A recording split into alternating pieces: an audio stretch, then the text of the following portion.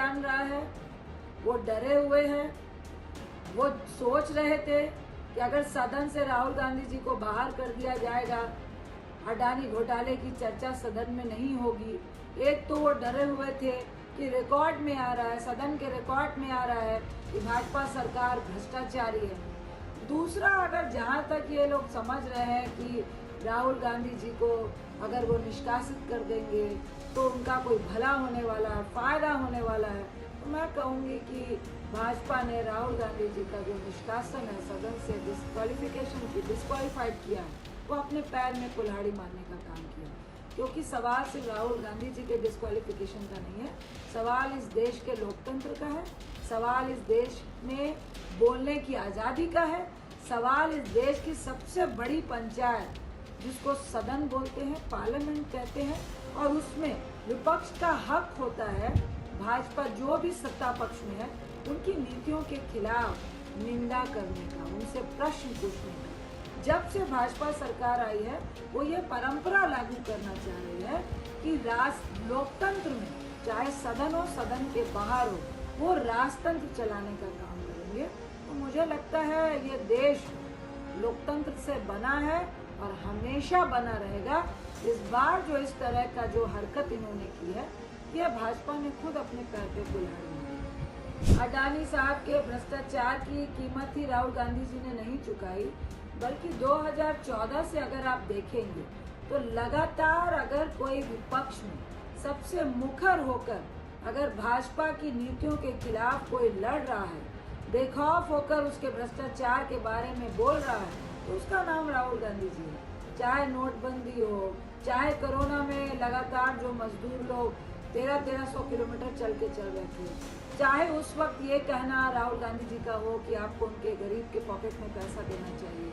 चाहे अभी ये अडानी का घोटाला हो, महंगाई हो, बेरोजगारी हो,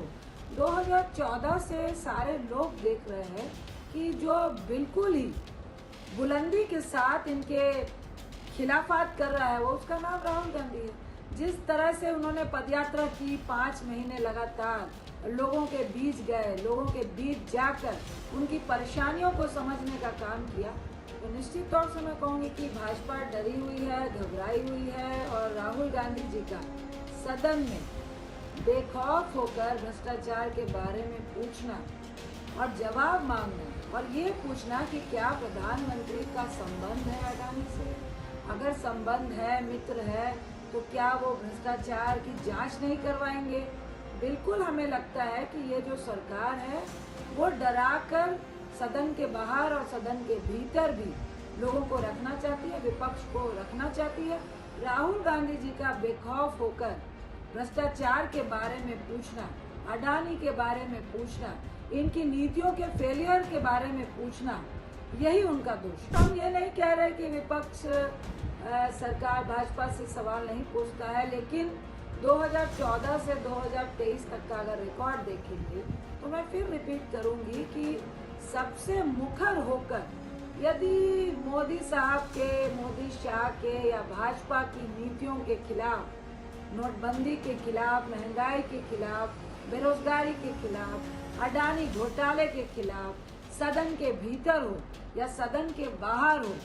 लगातार अगर कोई आवाज उठा रहा है तो उसका नाम राहुल गांधी है। हम कानून का सम्मान करते हैं और गुजरात हाई कोर्ट से दोबारा से सजा को बरकरार रखा गया राहुल गांधी जी की, वो गुजरात हाई कोर्ट है। अनफॉर्चुनेट है, हम कहेंगे कि हम कानून का रिस्पेक्ट करते हैं और पूरा विश्वास रखते हैं और हमें पूर्ण विश्वास है कि सुप्रीम कोर्ट से हम लोगों को राहुल गांधी जी को न्याय मिलेगा।